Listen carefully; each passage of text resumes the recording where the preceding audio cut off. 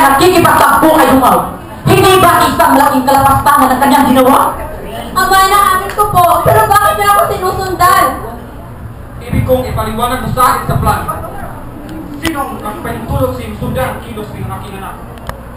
Napapansin ko ako lamay na mukhang papalubog na ang iyong buhay.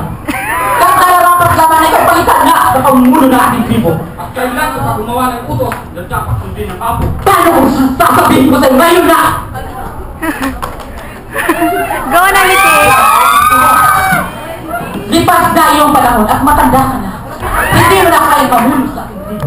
Anong ibig sabihin? Dapat ka ng pagtan. Wala ba ko? Para na dapat bumalik sa akin. Tinatanong ba yan? Ako, wala ng iba.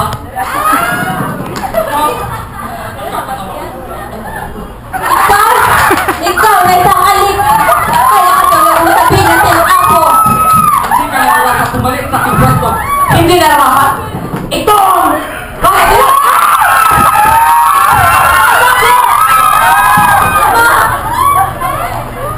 Napakawalan sa Ako'y nasa bumbahan. Ay, nagagalit sa kanya! Kaya matama mo! Wala ka na magagawa maya! Nagtagumpay na ako. Itatagda natin kasal. Ikatlong araw mula ngayon.